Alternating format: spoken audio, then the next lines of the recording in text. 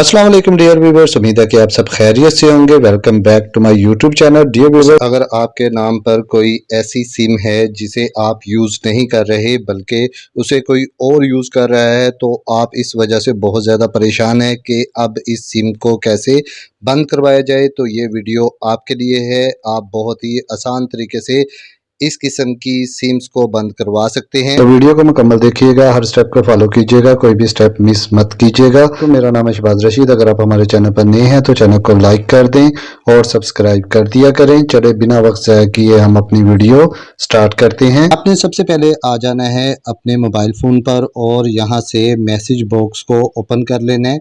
Open करने के बाद अब आपने सबसे पहले यहाँ पर अपना ID कार्ड नंबर लिखना है। कार्ड नंबर लिखने के बाद अब आपने इसको सेंड कर देना है 668 पर। तो उसके बाद PTA की तरफ से आपको मैसेज आ जाएगा कि आपके नेम पर कौन कौन सी सिम्स हैं और कितनी सिम्स हैं। अब आप उनमें से जो सिम्स को यूज़ कर रहे हैं आपको पता चल जाएगा, और जो सिम्स आपके नेम पर हैं लेकिन आप उसको यूज़ नहीं कर रहे, उसको कैसे बंद करना है। आपने अब आ जाना है अपने मैसेज बॉक्स से बाहर आने के बाद आप आ जाएंगे अपने गूगल क्रोम पर। गूगल क्रोम को कर लेंगे ओपन करने के बाद आप इसके सर्च बार में आ जाएंगे और सर्च बार में लिखेंगे PTA CMS। आप PTA CMS लिख के इसको सर्च करेंगे। सर्च करने के बाद आपके पास कुछ इस किस्म का इंटरफेस आएगा। तो यहाँ पर आप ये फर्स्ट वाली एप्लीकेशन को कर लेंगे ओपन करने के बाद आपके पास कुछ इस किस्म का इंटरफेस आएगा। कंज्यूमर अवेयरनेस है, यहाँ पर इन्होंने कुछ अपनी हदायत और इतलात दी हुई हैं। आप इसको पढ़ना चाहते हैं तो ईज़िली पढ़ सकते हैं। जैसे फॉर एग्ज़ाम्पल यहाँ पर एक इन्होंने इतला दी हुई है कि फ़्रॉड में इस्तेमाल होने वाली सिम को ब्लॉक करने की शिकायत अपने टेलीकॉम ऑपरेटर की हेल्पलाइन पर दर्ज करवाएं। आप इन सारी नोटिफिकेशन को अगर पढ़ना चाहें तो पढ़ सकते हैं, नहीं तो अदरवाइज़ इसको यहाँ से क्रॉस कर दें। क्रॉस करने के बाद आपके पास कुछ इस किस्म का इंटरफेस आएगा। इस एप्लीकेशन के दो हिस्से हैं और इसमें बेसिक इंफॉर्मेशन आपसे पूछी जाएगी। पहले नंबर पर है नेम। आपने यहाँ पर अपना ID कार्ड वाला नेम मुकम्मल लिखना है। उसके बाद यहाँ पर आपने CNIC नंबर लिखना है। उसके बाद आपने यहाँ कॉन्टैक्ट लिखना है और उसके बाद यहाँ पर आपने अपना ईमेल ओरिजिनल वाला एड्रेस लिखना है ईमेल का।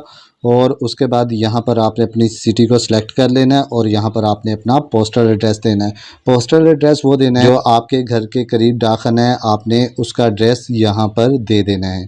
तो मैं जल्दी से इस फॉर्म को फिलअप कर लेता हूँ। तो डियर व्यूअर्स, मैंने फॉर्म का पहला हिस्सा मैंने कंप्लीट कर लिया है। अब मैं एप्लीकेशन के दूसरे हिस्से पे आ जाऊँगा। अपने मोबाइल को थोड़ा सा स्क्रॉल करेंगे तो यहाँ पर आपको कुछ ऑप्शन मिल जाएंगी। जनरल कंप्लेंट है और यहाँ पर स्टोलन मोबाइल हैंडसेट है। यहाँ पर आपको बहुत सी इंफॉर्मेशन जो है वो मिल जाएंगी।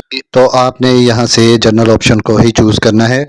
अपने मोबाइल को थोड़ा सा स्क्रॉल करेंगे तो यहाँ पर आपको एक ऑप्शन मिल जाती है is complaint against multiple service provider. आपने इसमें चेक मार्क लगा देना है। यहाँ पर मैं जैज़ और यूफोन की सिम्स इस्तेमाल कर रहा हूँ, लेकिन जो है टेलीनॉर और जोंग की सिम मैं इस्तेमाल नहीं कर रहा, लेकिन ये मेरे नेम पर हैं तो इसलिए मैं यहाँ पर जैज़ और यूफोन को सिलेक्ट कर लूँगा, जोंग और टेलीनॉर को सिलेक्ट नहीं करूँगा।